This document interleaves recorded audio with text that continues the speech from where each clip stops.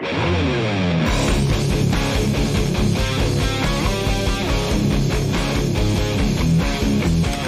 contractor's journey to self-mastery requires discipline, integrity, and respect. Welcome to Hammer and Grind. What's up, everybody? I'm your host, Brad Hebner, and I'm here with my co-host, Eric Triplett, and welcome to Hammer and Grind, the podcast built for contractors. Real contractors, true stories, real solutions. Hey, listen, when the podcast is over, do us a favor and leave us a review. We want to hear from you. Let us know how we're doing. It's important for Eric's ego. He gets smiley faces and frowny faces depending on the review. So, also, listen, if you're looking for a community to reach out to and talk with other like-minded contractors, join our free Facebook group called the Contractor Profit Group. And if you're looking to step up your game and take your sales game to the next level, learn more about marketing and how to track your KPIs in your business, you can check out our paid coaching group called the Profit Club. You can go to our website at hammerandgrind.com/the Profit Club to learn more about that. And speaking of marketing, on today's episode, we're going to be talking about the 7 touches of marketing, and are they required? Eric, what's your thoughts on this? I'm thinking you and I are going to be brawling a little bit tonight, throwing blows. You want to throw down tonight? I'm ready. I'm feeling skippy. Listen, the 7 touches it's classic. It's the 7 principles of marketing. You know, I mean, the thought process behind the 7 touches, for those of you who don't know it, it's like they see your truck, they see a YouTube video, they hear about you from a friend, they run into a business card at the, they think about the 7 visualizations of someone, and it etches into their mind. And then on the 7th touch, that's when you're supposed to get that client. I mean, that's the principles behind 7 touches. Yeah, if you go back a little bit more old school, it was more like you sent out 7 mailers in the mail. You know what I mean? You had to do like 7 direct mail pieces before they would finally call you. For sure. And then that kind of translated over, like you said, into, just basically 7 different contacts, whether they see your brand or they talk to you or whatever it is, it's just 7 touches before they hire you. Yeah. I think that's a bunch of malarkey. Malarkey. Oh gosh, yeah. Don't cuss at us like that. That's like explicit kind of shit you're talking about there. I know. Watch your language. This is a family show. You're pushing me. I may actually have to use harsher words than malarkey. Good. I'm hoping for it. Yeah. I mean, as far as marketing goes, that's why, you're handing out business cards. You have a truck, you have 2-3 trucks, they see your trucks around town, like then you get out of the truck and you're wearing a shirt. Like that's why it's so important as doing the marketing for your company to think about all those different ways you can potentially have that visual touch that visual touch to your clients, or audio. I mean, thinking audio, like podcast is audio, right? So like, you have to have those different vehicles to connect with people. But do you though? Do you have to have all those different vehicles? I mean, that's my argument. Do you have to have every form of marketing out there in order to get business? So, I mean, the direct answer is no. But a lot of marketing that is done, like we're helping contractors track their marketing. So you're taking a phone call. Hey, how did you hear about us? And you're like communicating with the client, and they mention, hey, I saw your truck. Hey, I found you on YouTube. Oh, you're on Instagram. You're my favorite. Blah, blah, blah. Like you're asking those things. But in the past, a lot of times, I think it was just, you did the marketing. You didn't really know what was working, right? I mean, that's really the old school contracting or business mind, is like you just throw marketing out there and you're not sure what's working. So you just keep throwing mud on the wall. And as long as your sales, dominate the amount of money you're spending on marketing, it kind of played out. But people are more savvy nowadays, where they're like tracking and they're being thoughtful about the money they spend. So, yeah, I mean, so yes and no to your answer. Well, all marketing works. I mean, literally all types of marketing works. Even bad marketing works. Even those magnets that I absolutely freaking hate on the side of trucks work, right? The question is to what degree? You know what I mean? Like if you do direct mail marketing and you send out 50,000 pieces and you get one phone call, it worked. Technically it worked because you got one phone call. But, if you spend $5,000 on those 50,000 pieces and you only get a $500 sale out of it, it's probably not a very good marketing tactic to use, right? Right. Well, to me, that doesn't work. So that doesn't translate. So that would be a no. Okay, I got a phone call, but it didn't get the ROI. So if I don't hit the ROI, it doesn't work. So yeah, it worked, but it didn't. Right. That's what I'm saying. Yeah. That's my point, is that if you're not tracking that, how do you know? Right. Because what if that one piece that you sent out 50,000 flyers, you spent 5,000 and you land $100,000 job from that one flyer or that one lead. Did it work? Well, yeah. So this is funny because I have a contractor buddy of mine, one of my peers that I communicate with. He was on like Home Advisor, which we're not officially sponsored by Home Advisor yet. So just throwing that out there. No, we would never be sponsored by freaking Home Advisor. Well, I'm just telling you, hey, never say never, son. No, I'm saying never. Okay, so we're never being sponsored by Home Advisor. He was with Home Advisor, and so he was like, dude, I've been here for 4 months. I'm paying $600 a month. He's all, upset about it. And then like he sells this project for like 80,000.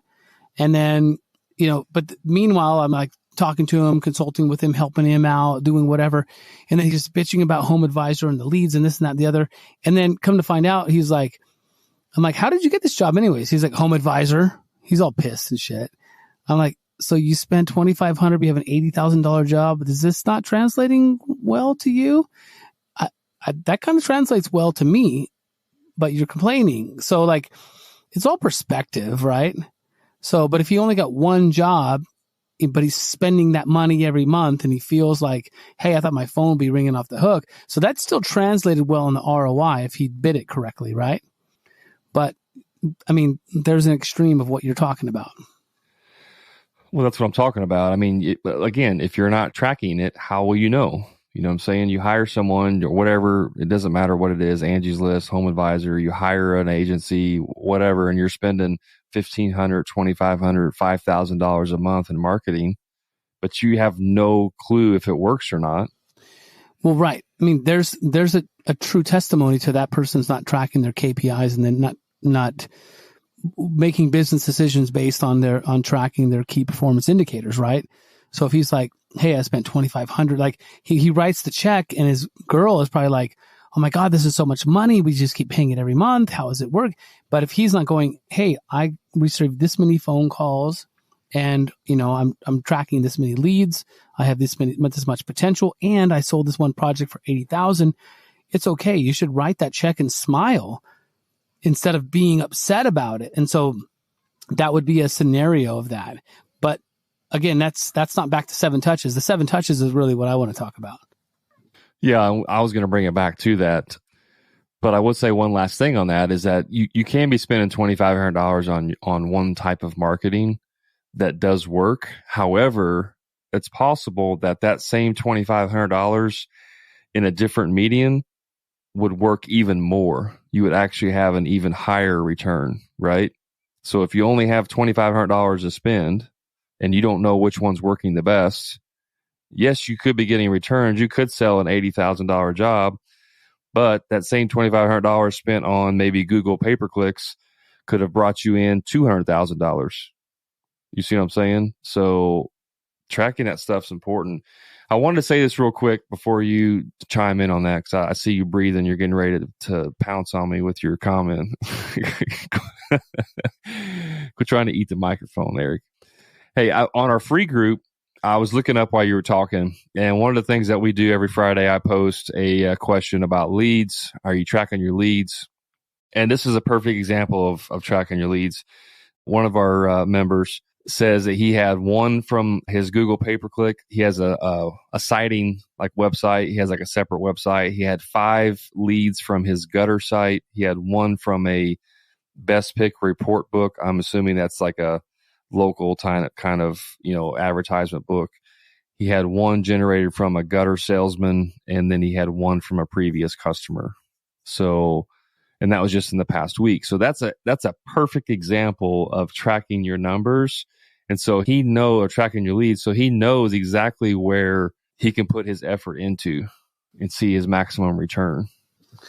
Right. Well, also that's the importance. If he's tracking his leads and he knows that the Google pay-per-click gave him X amount of leads and he gave this much in estimates and sold this much in work, when it comes time at the end of the month and he has to write a check for X amount of dollars, he should feel comfortable to say, you know what, I think I'm going to hold off on this. I don't think I'm getting the yield that I want. I've been doing it for this amount of time, that's going to translate back to the 7 touches in like 7 magazine articles or 17 direct mailers or whatever, right?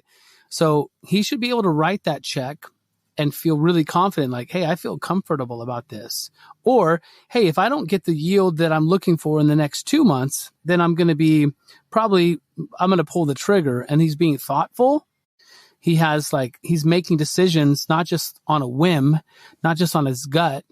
He's actually making decisions based on, the statistics. Yes. And we went way far left from the 7 touches, but there's a reason why I brought up these picks here. Because if the one he's got 1 from his siding site, 5 from his gutter site. Are those 7 touches? How did he get to 7 touches? Did they see his truck first and then go to his website, fill it out? Did they search Google and find his website? Did they see him in a magazine? Did his neighbor talk about, how did he get to 7 touches? Did he get to 7 touches? I like that. That's good. That's really good, because I think that nowadays people do their due diligence in social proofing. They're going to check a review, which I know you'll get all happy and giddy about when I say that. They'll go to the person's website and see how it's formatted. They might, if all the social media platforms are up there, they might click on Facebook or Instagram. And so just from that pay-per-click, they might get into 5 touches right there because they're doing their social proofing, right? Well, what are you calling touches, though? I mean, how is he getting 5 touches right there? Because explain that. He's like, I'm looking for pond construction, Southern California. Google sends it. Hey, check out this guy, and I paid for that or whatever. So they end up on the website, and then they might migrate to the YouTube channel, which is basically a different touch. So they went from the pay-per-click, now they're watching videos. So now I'm speaking to them in live, like in a format, like I'm on TV. And they go, oh, that's cool. And then I go, hey, check us out on Instagram. And then they go, oh, okay. So then they're like, they might mention it to the wife. Hey, he's on Instagram and Pinterest. And then he goes to sleep, whatever, goes to work. He hears there's a podcast. So he listens to the podcast on the way to work the next day while his wife is looking on Pinterest. So that's how the touches are starting to move around. I don't know about you, but I don't have that much time to do that much research. Yeah, but most people do. I mean, most people that are going to look to spend 25 grand, 30 grand on a pond, they want to do their due diligence. You're busy in your business working, and you got kids and T-ball and, trying to buy flowers for your wife so she's not mad at you. Like you got a lot of shit going on. But if you were going to spend 30 grand on a pond, you might go, I'm going to study this for a minute. Let me just check a couple things out. Let me do my due diligence. Well, yeah, the due diligence. I'm so glad you said that, Eric, because that is a perfect segue into what I believe is the most important marketing you should do, and why I believe that you don't even need 7 touches in order to do this. Can you guess what it is? I will literally punch you in the face right now. Why? Why would you want to be so violent? Well, because we already argued about this before we started the podcast. Yeah, because I'm right. No, you're totally wrong.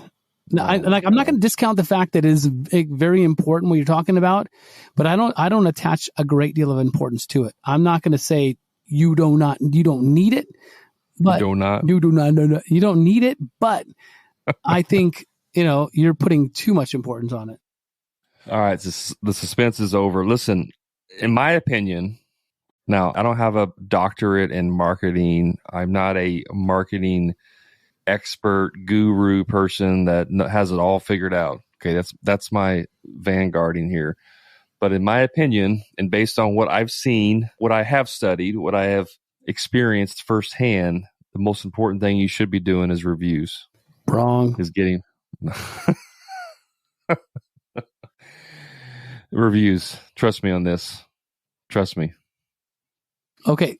So I hate to prove you wrong in front of all 10 people that listen to our podcast, but please do. Listen, this is the way I look at marketing. Hopefully, no, this is serious. I hope this gives you perspective. Marketing to me is, I want to tell people that I'm a pond builder. I got a special this month. You know, I change people's lives with water, blah, blah, like whatever, how I want to do this, right? And then I put a marketing piece out there, a direct mailer, whatever it's going to be, a Google campaign, a YouTube campaign, whatever it's going to be, I'm going to put it out there. Now, that should make the phone ring. Here's where what you're saying is important, because once they touch my marketing piece, they're going to do their due diligence and they're going to search who I am and what I've done. And let's see how he's performed in the past. And then that second touch could be, hey, let's see how he's performed. Let me check his reviews. But getting people to give you reviews is not marketing. Like, that's not a marketing piece. It's a very important touch, but it's not going to, like, people don't go, like, I want to get a pond. I'm going to go search reviews and see if I can find a pond builder. Like, they use that as a tool to verify whether you're a good dude or not. For those listening that didn't actually catch what just happened, Eric just confessed that he does not know how to use Google. How people search. Dude, people search for stuff on Google. That's the first thing they do every time. But it doesn't go straight to reviews. Yes, it does. When you search on Google, it pulls up all of the businesses and all of their reviews. It shows them right there. It literally is the first thing you see. Tell me this. If somebody's looking for a pond, they want somebody to build a pond. They don't know anybody, okay? This is obviously, if you built a pond for your neighbor, if you built a pond for a customer, their neighbor is going to go ask them who did it, right? That's a referral. Nobody's debating that referrals are the best source of leads that you can get, right?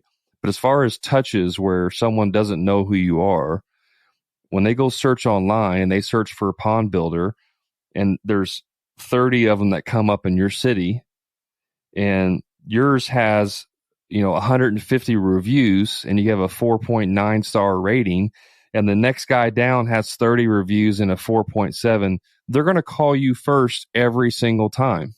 It's a no-brainer. It's almost guaranteed. They're going to call you first. Now, that doesn't mean they're going to hire you, but you're going to be the first company they call, because you have 3 times the amount of reviews as the company down the next guy in line.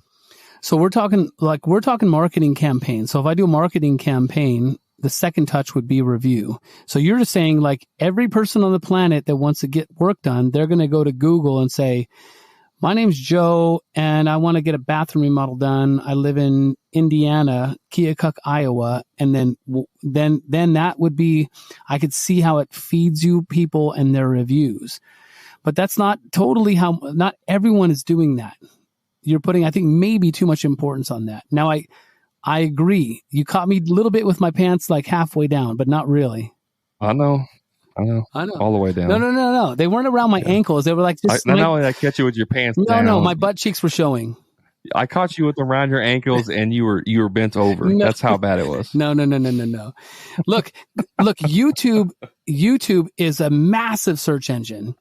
So you could just put pond construction, because I want to know about it. I want to learn about it. I want to find out more about pond construction.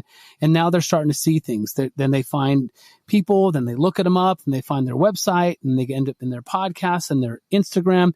And then they go, hey, let me review this guy. So not every single touch comes through the Google search engine into reviews and into the phone call. Hey, Brad, Team Handy, come and give me a free estimate. I agree with you that not every single lead comes through Google. Pull your pants up right now, Brad. I didn't even say that. Yeah, you did. I didn't even say that. Put your belt back on. I did not say every single lead comes through Google. Come on now. Don't be silly. I don't want to talk about 7 touches. Just because you don't know how to turn your computer on, Eric. I don't want to talk about 7 touches when your pants are hanging that low, bro. Let's talk. Pull them up. and let's talk about 7 touches. Listen, the 7 touches are dead. That's it. I said it. The cat's out of the bag. I'm going to actually agree with you on that. I'm going to agree with you 100%, hands down. And I got a little story to tell about that, if that's cool with you. Go ahead. So for years, it's been the 6 degrees of separation. Are you familiar with that? The 6 degrees of separation? Isn't that like the Kevin Bacon thing? Probably. I'm not a huge okay. I'm not a huge Maybe I'm fan thinking of of something else. I'm not a huge fan of Kevin Bacon. But the 6 degrees of separation is like, it's been this, thing forever, where you can think of your favorite person in the world, any person in the world, and you're only 6 degrees away from actually knowing that person or standing next to them or shaking their hand. And I believe that with social media and the internet and the way things are now, I believe that window is super, super shortened. I mean, it could be 2 degrees, 3 degrees of separation. I think the 6 is way out the door. So I would say, I would agree with you. I think 7 touches has definitely shortened up. Okay. This is why I'm saying reviews are important. People are impatient today. One thing that I don't think you're taking into consideration, Eric, is that your business is a luxury business, meaning ponds are a luxury service. Not most people don't have ponds. I would say a lot of people can't even afford to have ponds. So that's more of a niche. It's a very niche luxury type of service, right? So yes, people who are going to go spend $40,000 on a pond are going to do some research first. They're not just going to go online and search for, I need a pond, and then they find you on a review and then hire you. Like, that's probably not the most likely avenue that they find you, right? But for other businesses that do, like seamless gutters and siding and windows and heating companies and refrigeration and electricians and plumbers and all the service-based businesses and even bathroom remodeling and stuff like that, those are going to be people that will go online and search. They will search for, a handyman in my town. And that's where they're going to find on Google. They're going to find those reviews popping up. Those are the types of jobs where, maybe they're only $1,500 jobs. Maybe they're $500 jobs. Maybe they're $5,000. Those types of jobs, people are not going to do a ton of research on. They're not going to go and social proof you a whole lot. I would say the higher the dollar amount, the more social proofing that has to happen, the more touches that probably have to happen. But I mean, there's people that literally will do a Google pay-per-click, or they'll search for handyman in my town. They click on my pay-per-click, Google pay-per-click, go to my website, fill out my form, we schedule a job. Like, there's no 7 touches, there's no conversation, there's no phone call, there's no marketing. None of that stuff happens. I'll buy that. So that's why I go back to reviews and why reviews are so important. Once I started getting reviews in the past year and a half, I've added total of between Facebook and Google, because that's the only 2 platforms that matter as far as reviews go. Now, there is one caveat, and I'll get to it in a second, but as far as those 2 go, I've added like over 150 reviews in the past year and a half. And because of that, my phone rings nonstop. So the one caveat I would say is that Yelp, which I absolutely freaking hate Yelp with a passion. We're not officially sponsored by Yelp yet. Nor will we ever be sponsored by Yelp. But there are some cities, it's typically bigger cities like Chicago, your big, huge cities, New York, where Yelp is the number 1 preferred source for reviews. And if you're in those cities, you kind of have to advertise or get reviews on Yelp. Or you have to go back to old school marketing and go a different route. Or go back to old school marketing. Yeah, and ignore that kind of stuff. Your point's well taken. I mean, I am very niche, and I do believe that the more money someone spends, they're going to social proof more, and they're going to look more. If you want to get an expensive vehicle, you're probably going to look for reviews if it's been returned, if there's been any warranties, if there's any recalls, things like that. You're going to look for things like that, but you're also going to look for. You're going to go to YouTube and see what the videos are like. You're going to see what the accessories might be. You're going to see, what the gas mileage is like. Those kind of things. You're going to touch a lot of things like that. So I can definitely see smaller ticket items. But I mean, if I'm going to have my house painted, I'm going to do a little social proofing. It's going to cost me 15 to 30 grand, right? I'm going to do some social proofing, look through things. So I guess it kind of, this is the reason I told you this topic is so subjective. It depends on the business type, the business model, the years in business, all those things kind of get started.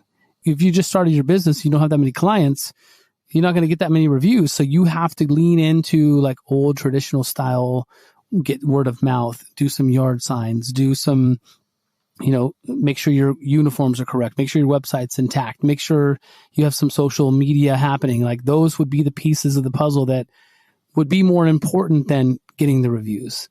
But then coupling all your hits, all your visits with your clients, it'd be like, hey, it'd be really great if you could give me a review.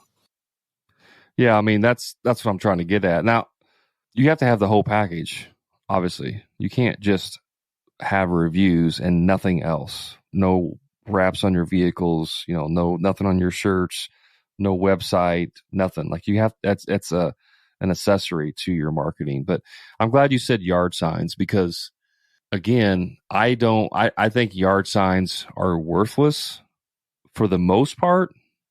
And I will I'll even eat my own words here because I know that yard signs do work. One of our members in our group told me last week that he sold a $45,000 job from a yard sign, right? But that, I would say that's an exception. That's probably not the rule. Most people do yard signs wrong, and I'm not going to get into all of that, but they want to put all of this crap on there, their phone number, their website, their, business logo. They want to put pictures of the job. They want to have a QR code. They want to do all this and have all this crap on their yard sign, and nobody can read that when they're driving down the road. However, if you're in a subdivision and you have a lot of foot traffic, yard signs do work, right? Because people are walking their dog, or whatever, riding their bike. They can see that sign. They can stop. They can get the information. So in that case, they do work. So all of these things work. Direct mail marketing works. Google pay-per-click, yard signs, wraps, advertisement, radio, TV, like all of these things work in your business as far as marketing. But my key takeaway here is that if you're not tracking all this, how are you going to know what works? And if you track it, you know that you don't necessarily have to have 7 touches anymore. That's questionable to me because here's an interesting twist. Because if I have a lot of competitors in town and they're doing a lot of marketing, I can actually get a touch from them. They might have a marketing piece that touches the client and they're like, wow, I think I'd like to get a pond, and then they might call the person and he's a jackass over the phone. That's a second touch to get that waterfall or pond. So that's a really interesting twist. If you think about it, there is some validity to that. So they want to get a pond, they see one at a friend's house, all this stuff happens, and then they end up at your place. They check a couple things, they make a phone call, you come and visit them. That's another touch. Hopefully it's the final touch when you visit them and you're signing contracts and collecting a check. Yeah, I guess I look at this a little bit differently than what most people do. For me, like the 7 touches and really more or less marketing in general, I don't necessarily consider referrals as part of that, as part of your marketing. I mean, what I mean by is to me, if someone who's never heard of you before gets some of your marketing and then hires you, that's marketing, right? Versus your neighbor refers you, which again, everyone knows that referrals are the best type of lead, but that's not a marketing aspect. You know what I mean? That's not actually marketing. Well, that's that's branding. I mean, is it though? I mean, well, to me, branding branding is what people say about you. And so if your clients are saying good things about you and it's translating into them calling you, that's part of your branding. And that's a different rabbit hole. It is. I mean, if you're your reputation is also your brand. So I would agree with you on that as far as branding. But to me, marketing is whenever you're touching people that have never heard from you before, and then you do some type of marketing, direct mail, pay-per-click, yard sign, wrap, whatever it is. They see you, they go, oh, I never heard of this company before. I need to have their service. I'm going to go look at them. You know what I mean? That's how your marketing works. And then do you need 7 touches? If they see your truck driving on the road, then they go to your website. That's 2. and then they call you. That's 3, right? And then where's the other 4? Well, I mean, the show up is a part of the touch, because you have to communicate with the people correctly and present your presentation, your estimate, and your bid. And so there's another touch, right? So is your apparel that you step out of the truck, the way you look, is that a touch? It's like there's all these little nuances. So, I mean, look, if we go back super old school, 7 marketing pieces in the mail, the 7th one they're calling, like I remember I used to do magazine ads, and I would basically end up doing a campaign like for 12 months. Because I know, like, for the first 7 months, I might get very few phone calls. It might have very little effectiveness. But after the 7, 8, 9, 10, 12th month, people go like, hey, this guy's been around. He's not going anywhere. He keeps showing up. And so that's where it came from. So I think we can agree that 7 touches is old school. We're going to agree that 7 touches is not necessarily mandatory anymore. And the third most important thing I think we're agreeing on is you need the full package. You need to be able to touch people in 14 different ways, from your trucks to your marketing to the YouTubes to the, reviews to your apparel to what branding is, what people are saying about you. All those things really matter. And if you're doing them all really well, it might only take 2 touches to get to you signing papers and collecting money. Amen. I actually agree with you, Eric. That says a lot. That was actually hard for me to say that. Yeah, we went from punching each other in the face to like hugging. You want to touch me right now, don't you? Let's keep this PG, all right? Okay, cool. So I don't think there's anything else to add to this. I think we should change it from 7 touches to 7 types. The 7 types of marketing. I don't know what those are off the top of my head, but it just popped in my head. I like that. I think it sounds better. No, I like 7 touches. It's way better. You want to fight again? Yeah, let's do it. I'm taking us out. You got anything else you want to say? No, you good? Nope. All right. No, I'm done. Take us out of here. Thank you so much for lending us your attention tonight. It means a lot to us. I hope you're enjoying the podcast as much as we are enjoying recording them. Hit us up the review, subscribe, smash the 5 stars like we always want you to do. And if you're looking forward to tying in with us, communicating more, you can hit us up on Facebook and Instagram at Hammer and Grind Podcast. And we'll catch you on the next download. Thank you so much.